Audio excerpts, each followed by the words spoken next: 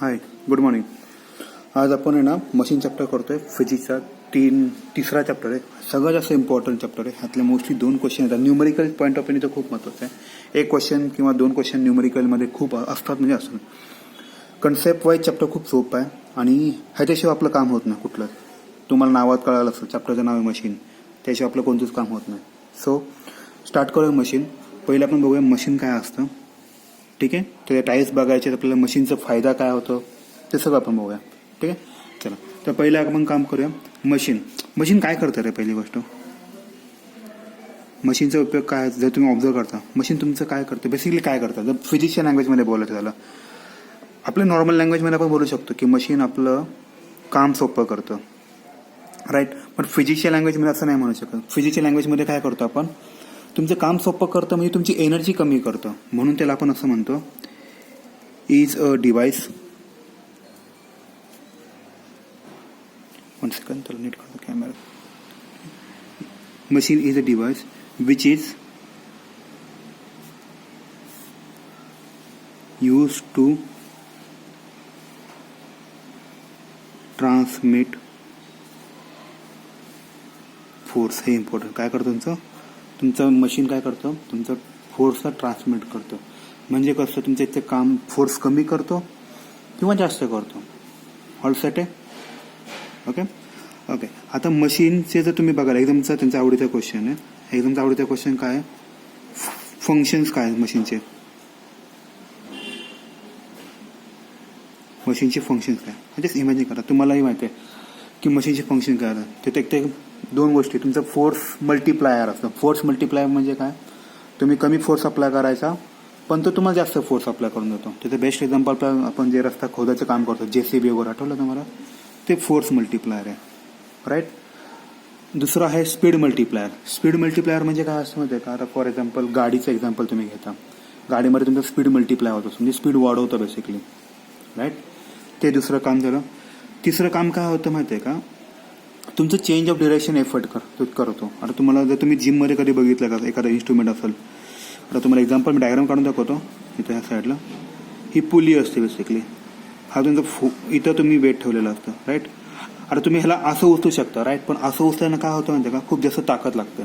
मग त्याला best way काय माहिती आहे का, असं धरा, इथं दोरे टाकायचे आणि असं ओढायचं, म्हणजे तुम्हाला कमी ताकद लावावं लागतं, राईट. म्हणजे ह्याला म्हणतात तुमचं, बघा ह्या केसमध्ये तुम्ही बघायला गेलं ना, तुमचं जे एफर्ट आहे, एफर्ट म्हणजे काय, तुम्ही जे काम करणार आहे, जे कष्ट करणार आहे, ते वरच्या डिरेक्शन जातं. त्या केसमध्ये तुम्हाला खूप एनर्जी आपल्याला लागेल. पण तेच जर तुम्ही आता ह्या केसमध्ये मी काय करतो, ह्याला दोर येऊन टाकतो, मग तुम्हाला असं ओढायचं ह्या साईडला, मग तुम्हाला कमी एफर्ट लावावा लागतो. पट्ट्याला काय आणायचं, तर ह्याचा हा एक फंक्शन आहे. हा तिसरा पॉईंट झाला. चौथा पॉईंट काय होतं, तुम्हाला तुमचा जो काय म्हणतात त्याला पॉईंट ऑफ ॲप्लिकेशन असतो ना, तो एका कन्व्हिनियंट पॉईंटला शिफ्ट करायचा असतो. आता ह्याचं एक्झाम्पल कसं सांगता येईल तुम्हाला, म्हणजे आता ह्याचं सांगू असेल, बघा आपण एक्झाम्पल घेऊया स्क्रू ड्रायव्हरचं. बघा आपल्याला स्क्रूचं एक्झाम्पल घेऊया. तुम्ही तर कधी पण बघा, तुमचा स्क्रू किंवा तो एखादा नट असतो ना, तो नेहमी असा असतो एंडला बारीक असतो, राईट. मग तुम्ही काय करता माहिती आहे का, तुम्ही इथं फोर्स अप्लाय करता आणि हे फोर्स पूर्णच्या पूर्ण इथं यायला लागतं. इथं हा तुमचा पॉईंट ऑफ ॲप्लिकेशन झाला. म्हणजे जर तुम्हाला एखादी गोष्ट तुम्हाला ह्याच्यामध्ये टाकाय, भिंतीमध्ये रोवायचं असेल, तर तुम्ही काय करता, इथे फोर्स अप्लाय करता. पण तुम्ही इथला फोर्स आहे ना, बघा, तर तुम्ही ऑब्झर्व करताना हा सगळा ह्या पॉईंटला येतो जास्त फोर्स. मग तो ह्या केसमध्ये तुमचं काय होतं, शिफ्ट होतं पॉईंट ऑफ ॲप्लिकेशन तुमच्या कन्व्हिनियंट पॉईंटनुसार. ठीक आहे. तर आपण पहिले 4 फंक्शन लिहून घेऊया. पहिले सोपेवाले फंक्शन लिहूया. एक्झामला 2 मार्क लिहायचे, तर तुम्हाला 2च फंक्शन लिहायचे. मी तरी 3 ते 4 लिहून देतो तुम्हाला, सो डोंट वरी. पहिलं येतं सगळ्यात important, to act as force multiplier.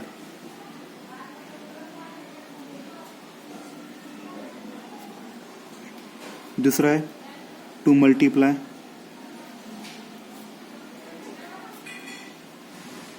Speed. तिसरं आहे to change the direction of effort.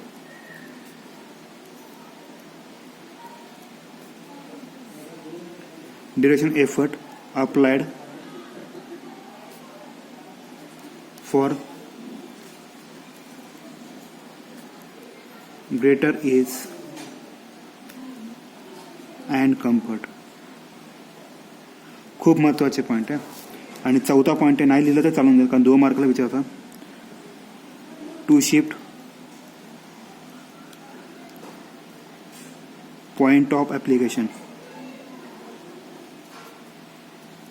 To convenient place.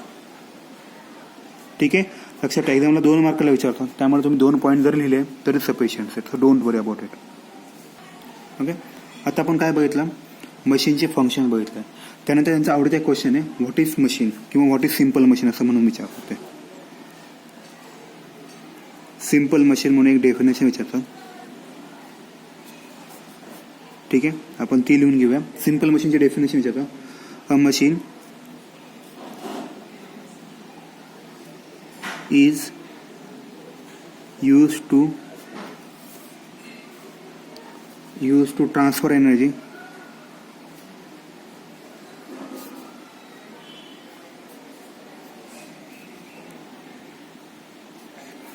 from one point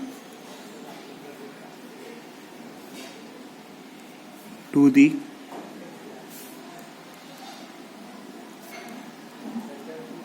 other point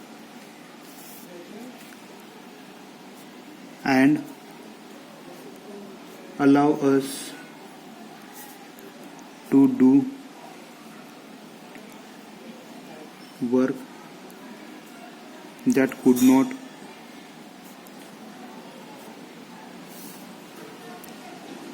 not otherwise be done easily. ठीक आहे, मशीनची डेफिनेशन विचारतात. बघा, तुम्हाला वाचल्यानंतर पण कळतं, machine is use to transfer energy करतो एका पॉईंटपासून ते दुसऱ्या पॉईंटपासून, की जे तुम्हाला अलाव करतं तुमचं काम इझी करायला. अदरवाईज काय होईल, तुमचं वर्क इझिली होणार नाही. हे इम्पॉर्टंट आहे. ठीक आहे, सगळ्यांना कळालं मशीन. ओके, आता त्यानंतर आपल्याला बघायचं आहे टाईप्स ऑफ मशीन बघायचं आहे. टाईप्स ऑफ मशीन किती माहिती आहे सगळ्यांना? टाईप्स ऑफ मशीन हे 6 आहेत. 6 मशीन्स आहेत. पहिला सगळ्यात इम्पॉर्टंट फेमस आहे, ह्याच्यावर खूप सारे क्वेश्चन आहेत. एक आहे लिव्हर आहे, पहिला लिव्हर, दुसरा व्हील, तिसरा पुली, चौथा इनक्लाइन प्लेन,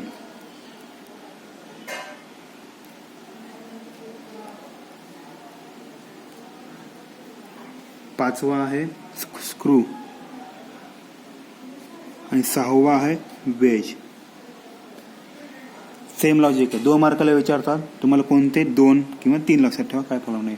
आणि तुम्ही जर बघताल ना, तुम्हाला 1, 2, 3 आणि ह्या 4 वरती अभ्यास करायचा आहे. ह्यांच्यावरती एवढा अभ्यास नाही करायचा. त्यातल्या त्यात पण 1 आणि 2 ह्याच्यावर खूप सारे इम्पॉर्टंट क्वेश्चन होतात. बघा, मी अजून पण सांगतोय, हे 4 पार्टवर आपल्याला एक्झाम आत्ता अभ्यास करायचा आहे. ह्या 4 पैकी हा पण करायचा, पण हा एवढा नाही करायचा. एवढे हे 2 गोष्टी करायच्या. ह्याच्यावरचे क्वेश्चन्स खूप फेमस आहेत. जे न्यूमेरिकल्स आहे ना, ते ह्याच्यावरचे फेमस आहेत.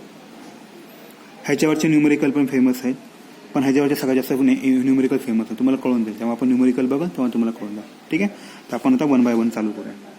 आता ह्यासाठी काय काय गोष्टी लागतात, जसं की आहे थोड्याफार गोष्टी, मग त्या आपण डिस्कस करू. आता ह्या 2 हे इम्पॉर्टंट जे टर्म्स बघतो आपण, बघा, आपण ह्याला नाव देऊया टर्म्स. ह्यातले इम्पॉर्टंट टर्म्स सांगतो तुम्हाला. एक आहे लोड आहे आणि दुसरा एफर्ट आहे. आता लोड म्हणजे काय ते सांगतो तुम्हाला. बघा, लोड काय आहे, बघा, आता लोड काय असं सांगतो तुम्हाला. लेट्स इमॅजिन करा, एक दगड घेऊया, त्याला आपण काय तर बांधलेलं आहे. तुमचं काम काय आहे, तुम्हाला ह्याला उचलायचं आहे. म्हणजे हा तुमचा काय लोड झालेला आहे.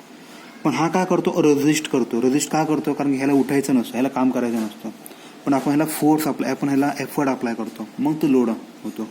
म्हणून हा नेहमी अपोज करतो किंवा रेजिस्टन्स म्हणतो त्याला. तर ह्याची डेफिनेशन काय आहे ते बघा. The resistance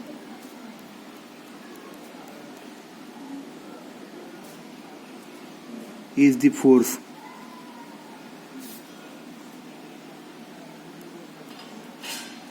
which is to be overcome bye the machine. बरोबर की नाही. रेझिस्टन्स काय, लोड काय बघा, कोण ओव्हरकम करतं रे, मशीन ओव्हरकम करतं बरं ना. ह्याच्यावर कोण ओव्हरकम करतं, मशीन. समजा इथं मी मशीन लावली असते, समजा कुठल्या एखाद्या मशीन लावली असते आणि मी ते एफर्ट लावला असता, तर काय झालं असतं की ह्या मशीननी ह्याला ओव्हरकम केलंय. म्हणून ते रेझिस्टन्स, लोड हा एक बेसिकली रेझिस्टन्स असतो की अपोज करत असतो नेहमी उचलायला. Is the force which is to be overcome by the machine. Right. आता दुसरा पार्ट येतो एफर्ट येतो. आता एफर्ट म्हणजे काय असतं बघा ना. एफर्ट काय करतो, तुम्हाला हा लोड उचलण्यासाठी काहीतरी एफर्ट करायला लागतात. म्हणून एफर्ट काय येतं, effort is the force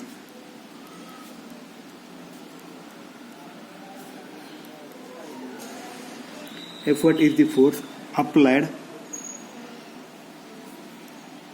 on the machine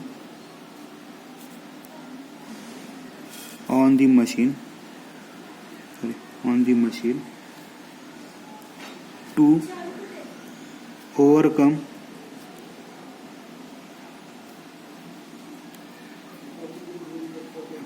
the load. सगळ्यांना पटलं. एफर्ट का असतं बघा, एफर्ट हा एक प्रकारचा फोर्स असेल की जो मशीनवर, इथं ऑन आहे बघा, इथं ऑन आहे. ऑन म्हणजे मशीनवर करतो. कशासाठी करतो बाबा, ओव्हरकम, लोड ओव्हरकम करण्यासाठी.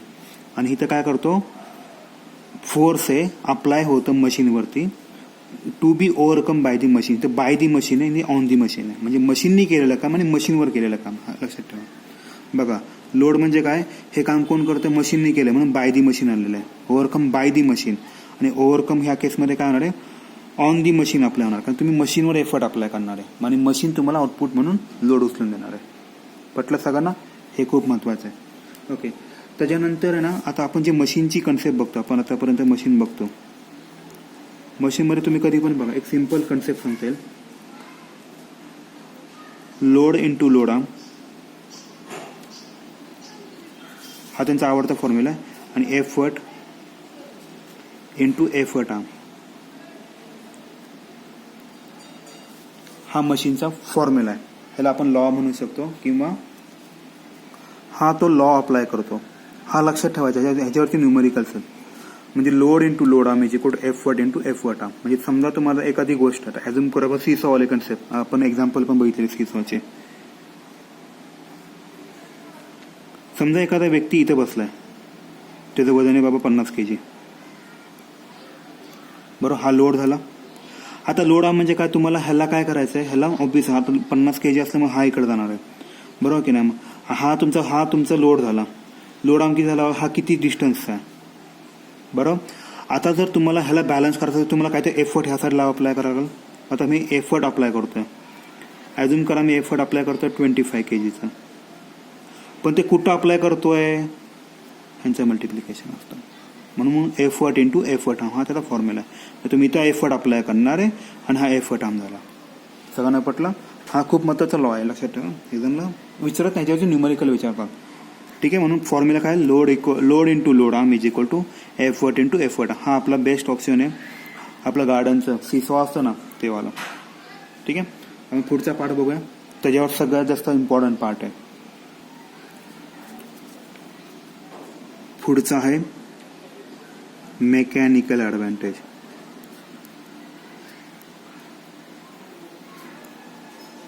मी तुम्हाला जे म्हटलं होतं ना, ह्याच्यावरती एक किंवा दोन न्यूमेरिकल नेहमी विचारतात. त्या न्यूमेरिकलमध्ये हा वाला क्वेश्चन असतो म्हणजे असतो, मेकॅनिकल ॲडव्हान्टेज.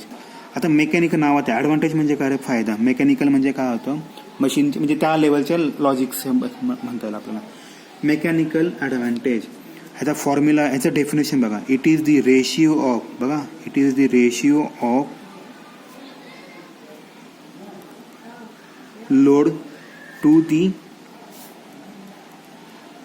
एफर्ट आहे. बघा, हे लिहिताना कसं लिहितात, मेकॅनिकल ॲडव्हान्टेज. बरोबर आहे.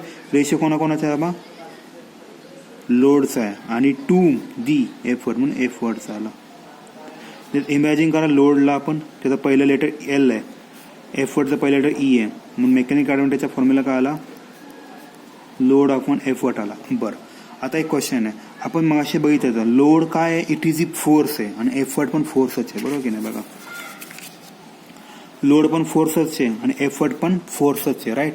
म्हणून ह्यांना युनिट नाही आहे, म्हणून इट हॅज, हे खूप महत्त्वाचं आहे, it has no unit.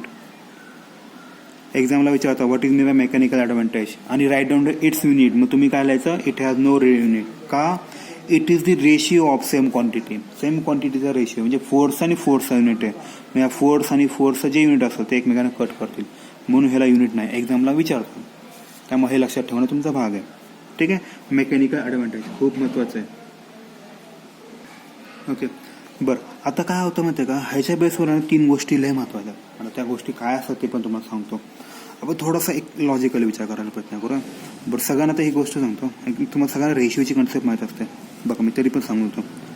Let's say, बघा आता आपण काय करू, ओके आपण 3 केसेस करू, बरं पडेल मला. इथे लोडची व्हॅल्यू 10 ठेवूया आणि एफर्टची पण व्हॅल्यू 10 ठेवूया. तर मेकॅनिकल ॲडव्हान्टेज काय आलं रे, 10/10 किती आलं, 1 आलं. तुमचा MA किती आला रे, 1 आला. राईट. ओके, आपण काय करू आता, मेकॅनिकल लोड काय घेऊया, 20 घेऊया आणि एफर्ट काय घेऊया, 10 घेऊया. मेकॅनिकल ॲडव्हान्टेज काय आलं रे ह्या केसमध्ये, लोड अपॉन एफर्ट म्हणजे 20/10 किती आलं रे, 2 आला. म्हणजे तुमचा MA किती आला, 2 आला. आता आपण थोडंसं उलटं करूया, लोड इक्वल टू 10 घेऊया आणि एफर्ट इक्वल टू 20 घेऊया. तर मेकॅनिकल ॲडव्हान्टेज आला 10/20 म्हणजे 1/2 आला. 1/2 म्हणजे 0.5 आला, इक्वल टू 0.5. आता मला एक गोष्ट सांगायची तुम्हाला, म्हणजे काय असतं बघा, जर आपण फोर्स स्टार्टिंगच्या पार्टमध्ये बघितलं होतं बघा, आठवलं का, त्याचे 4 फंक्शन होते. त्या 4 फंक्शनमध्ये म्हटलं होतं त्यात 3 फंक्शन खूप महत्त्वाचे आहेत. त्या 3 फंक्शनमधला बघा, पहिला पार्ट येतो फोर्स मल्टिप्लायर येत होता, आठवलं का, मल्टिप्लायर मी तुम्हाला म्हटलं पण होतं, हा खूप महत्त्वाचा येतो. दुसरा येतो स्पीड मल्टिप्लायर.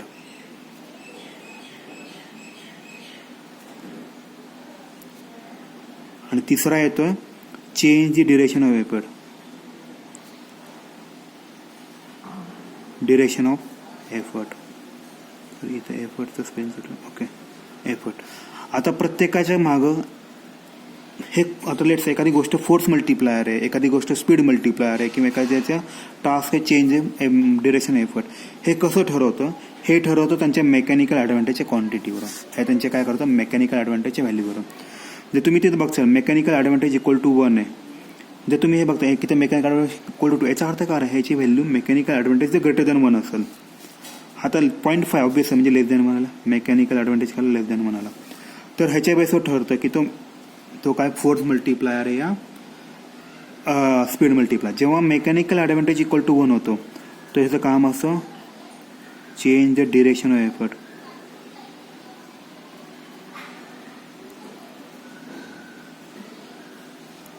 बरोबर, ह्याचं काम का असं change the direction of effort.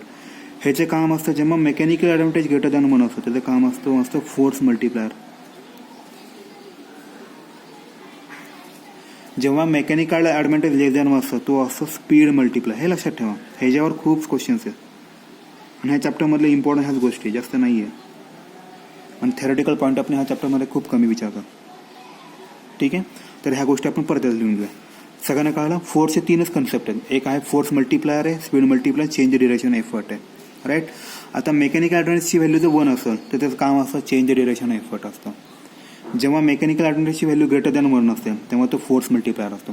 आता ग्रेटर दॅन 1 कधी होतं रे, जेव्हा तुमचा लोड जास्त असेल ॲज कम्पेअर टू एफर्ट, तेव्हा ऑब्वियसली ना ग्रेटर दॅन 1 येईल. बरं, लोड अपॉन एफर्ट, न्यूमरेटर जास्त असेल डिनॉमिनेटरपेक्षा तर ऑब्वियसली तो ग्रेटर दॅन 1 येणार आहे. जर तुमचा न्यूमरेटर लहान असेल ॲज कम्पेअर टू डिनॉमिनेटर तर तो स्पीड मल्टिप्लायर असतो. सगळ्यांना पटलं? ओके, ठीक आहे. आता आपण हे एकदम प्रॉपरली मांडून घेऊया कारण की हा खूप महत्त्वाची कन्सेप्ट आहे. मेकॅनिकल ॲडव्हान्टेज इक्वल टू 1, ह्याचं असं change direction of effort. Mechanical advantage greater than 1. ह्या केसमध्ये जर तुम्ही फॉर्म्युलामध्ये बघितलं तर बघताला तुम्हाला कळून जाईल, लोड अपॉन एफर्ट असतो. ह्या केसमध्ये ना तुमचा हा लोड मोठा असतो कम्पेअर टू एफर्ट, हा नेहमी फोर्स मल्टिप्लायरवर ॲक्ट होतो.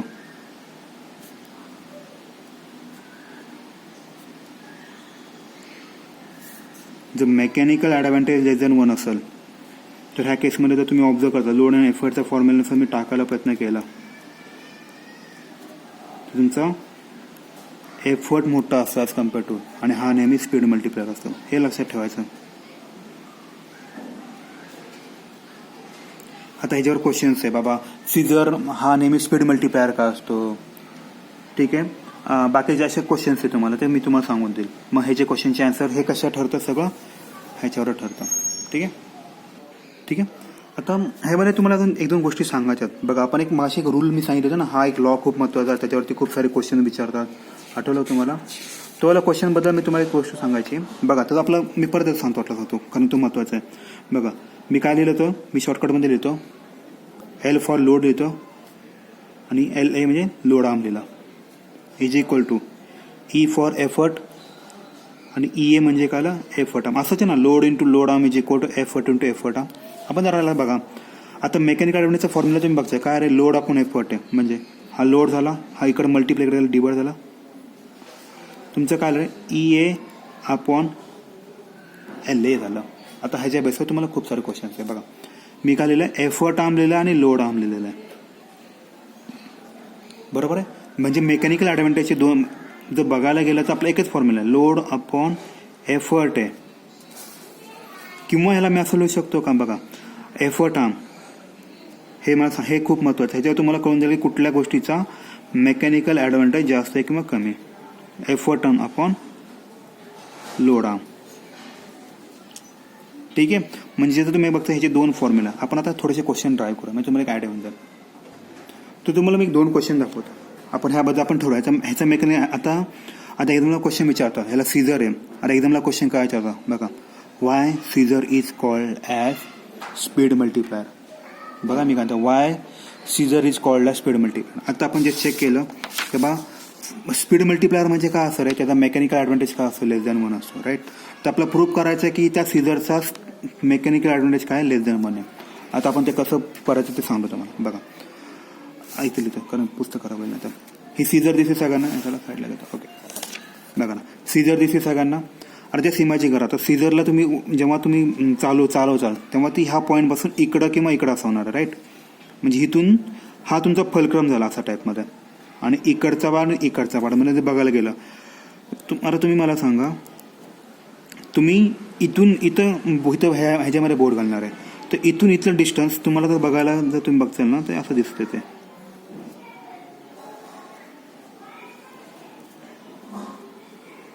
बरोबर नाही. कातर दिसते बरोबर आहे हे कातर दिसते.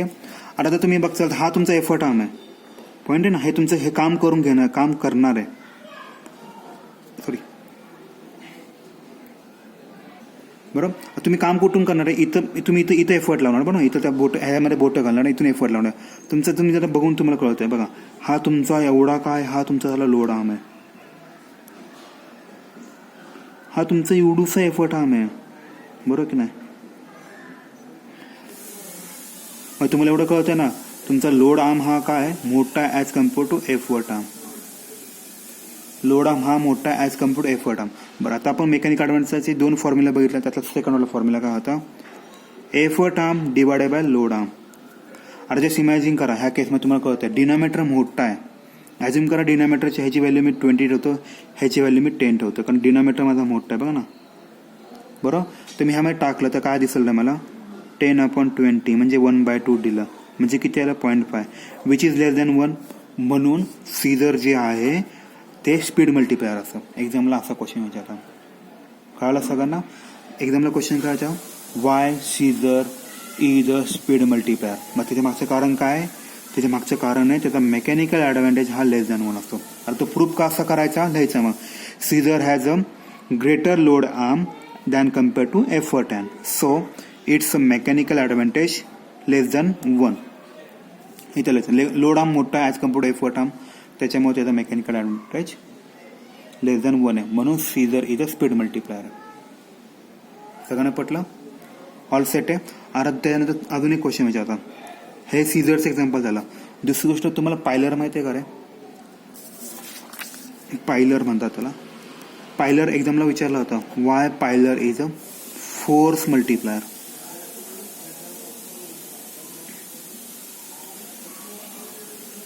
फोर्स मल्टिप्लायर माहिती आहे का असतं? फोर्स मल्टिप्लायर म्हणजे समजा तुम्ही 10 दिलं की तो तुम्हाला 20 देणार, म्हणजे असं काम करू नका. ठीक आहे. आता सेम लॉजिक आहे. आता मी म्हटलं why plier is a force multiplier, मग तुम्ही लिहिचाल काय लिहिचाल रे?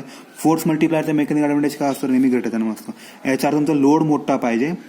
ह्याचा अर्थ आर्मच्या बाबतीत बोलायचा तर तुमचा एफर्ट आर्म मोठा पाहिजे आणि लोड आर्म छोटा पाहिजे. राईट. मी तुम्हाला पायलरची डायग्राम दाखवतो, मग तुम्हाला ऑटोमॅटिक आयडिया होऊन जाईल. बघा ह्याच्यामध्ये तुमचा एफर्ट आर्म मोठा पाहिजे.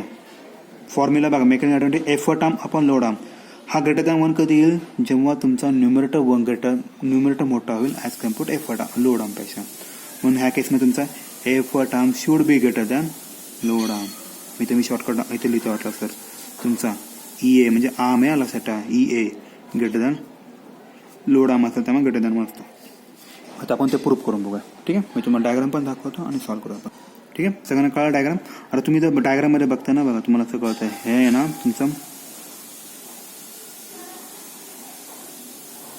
इव्हन तुम्ही हे एक्झाम्पल अजून सांगू का तुम्हाला? तुम्ही कधी बघितलं असं किंवा शेतामध्ये ना झाडं आपण कापतो, राईट की नाही? झाडं कापताना जी कात्री असते त्याचं पण हेच लॉजिक आहे. बघा आता तुम्ही हे इथं तुमचं झाड असणार आहे किंवा इथं तुमचे मेटल शीट असणार आहे बेसिकली, राईट.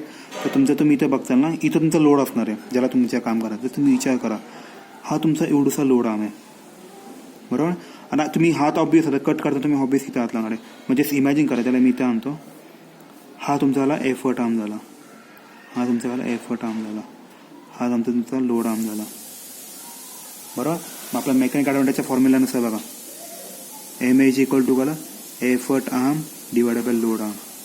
मग तुमचं एफर्ट तुम्हाला कळतं ना इथं बघा ना, effort arm is greater than load arm. तर ऑब्वियस आहे मेकॅनिकल ॲडव्हान्टेज काय असणार आहे? ग्रेटर दॅन असणार. असे क्वेश्चन एक्झामला विचारतात. सगळ्यांना पटलं? एक्झामला क्वेश्चन काय येतील? Why plier is a force multiplier. मग तुम्ही एक्झामला काय लिहाल? Because for plier effort arm is greater than load arm, so mechanical advantage becomes greater than 1, so plier act as a force multiplier. अशा टाईपचे क्वेश्चन विचारतात. ठीक आहे. सगळ्यांना पटलं? ओके. आता मग थोडा पुढचा पाठ घेऊया. आता आपल्याला बघायचं आहे मेकॅनिकल ॲडव्हान्टेज झालं. आता आपल्याला बघायचं आहे व्हेलॉसिटी रेशिओ. आता व्हेलॉसिटी रेशिओ जसं बघा, जसं मेकॅनिकल ॲडव्हान्टेज आपण लिहिलं होतं, काय लिहिलं तर मेकॅनिकल ॲडव्हान्टेज रेशिओ कोणाचा? लोड अपॉन एफर्टचा. तसाच व्हेलॉसिटी रेशिओ हा रेशिओ आहे कोणाकोणाचा रे? Velocity, it is the ratio of velocity of effort to velocity of load, ह्याचा रेशिओ VE शॉर्टकटमध्ये upon VL. E for effort, L for load. Velocity ratio simple. हा पर रेशिओ कोणाचा? सेम क्वांटिटी रेशिओ, म्हणून it has no unit. हे खूप वेळा विचारतात एक्झामला. सगळ्यांना पटलं? Velocity ratio has no unit. ठीक आहे. सेम लॉजिक आहे. आता आपण परत बघू. Mechanical advantage 1, mechanical advantage greater than 1, mechanical advantage less than 1. Okay. आता व्हेलॉसिटी रेशिओचे पण 3 पार्ट येतील. रेशिओ काढायचं 1 velocity ratio greater than 1, velocity ratio less than 1. Same आहे, ह्या दोघांसाठी सेम आहे. जेव्हा इक्वल टू 1 असेल तेव्हा काय होतं? Is important. Change duration effort होतं. ग्रेटर दॅन 1 असेल तेव्हा काय होतं? It is act as a force multiplier. जेव्हा लेस दॅन 1 असेल तेव्हा काय होतं? Act as a speed multiplier. हेच दोघांना पण सेम आहे. सगळ्यांना पटलं? ओके. व्हेलॉसिटी रेशिओचं खूप महत्त्वाचं आहे. ठीक आहे. आता ह्याचा अजून एक फॉर्म्युला बनतो. आता तो एक फॉर्म्युला पण ट्राय करू. मी तुम्हाला त्याचे अजून एक कन्सेप्ट करू. जसं आपण मेकॅनिकल ॲडव्हान्टेजचे बघा 2 फॉर्म्युला बघितले होते. एक होता लोड अपॉन एफर्ट होता, दुसरा effort arm upon load arm होता. तसं याचे पण 2 फॉर्म्युला बनवू शकता. एक हा आला, दुसरा काय बनला बघा. आता मला सांगा व्हेलॉसिटी म्हणजे काय असतं रे? डिस्प्लेसमेंट अपॉन टाइम असतं. व्हेलॉसिटी म्हणजे काय असतं? डिस्प्लेसमेंट अपॉन टाइम असतं. समजा मी व्हेलॉसिटी ऑफ लोड घेतला तर मी काय लिहाल? DL अपॉन T लिहाल.